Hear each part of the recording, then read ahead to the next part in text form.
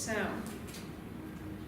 I was hit with a jerk as it impacted into the side of my mom's minivan, and I realized I was having a car accident. It turns out that looking out the window at the clouds while I was driving had been a very bad idea. I was 17 years old, nobody was hurt, but it was my very first car accident, and I totaled my mom's car. The passenger side was completely crumpled in. I had been driving on my way to see my grandfather in Hendersonville, North Carolina. We were gonna meet at a restaurant called Hot Dog World.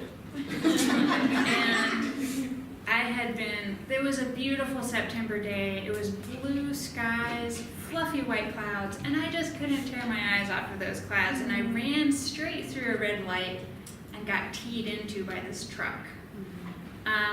I started shaking immediately, and I pulled over into a shopping center parking lot, and the truck pulled in after me.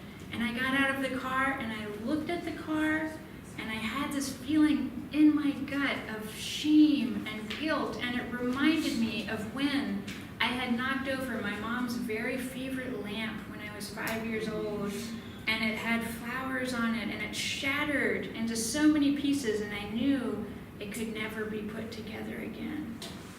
And that's what I felt like when I looked at the car. So I started sobbing uncontrollably, and the police officer got there, and I was crying so hard I couldn't even get my words out talking to him.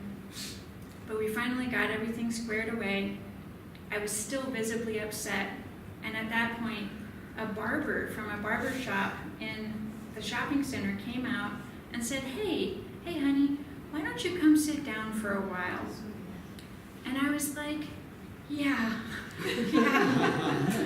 So he came in, he took me to one of the barber chairs and sat me right down and got me a tall glass of water. And as I sipped it, he put his hand right in the center of my back, just a calm presence there as I started to calm down. And I looked around, and it was like coming out of that emotional upset was like waking up from a dream. And I looked around, and I saw the fluorescent lights, and I smelled the Pine Sol cleaner of the barber shop, and I saw there were no customers there in the middle of the day. It was so quiet.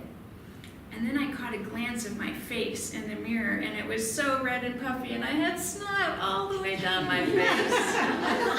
And I was like, I'm so gross. And the barber went and got me a cool, damp cloth to wipe my face off. And I felt so much better. And I looked outside, and I saw my mom was there, and so I said thank you to the barber, and I left and went out to my mom. And my mom could see I had been crying, and she was like, Hope, you're okay. It's just a car. Everything's okay. You know, and I was so glad that she said that because I had felt so bad. But on the other hand, being told that I was okay wasn't what I had needed in that moment, because in the moment I didn't feel okay. What I had really needed was that calm presence, a glass of water, a cool cloth, exactly what that stranger gave me. So I never made it to Hot Dog World that day.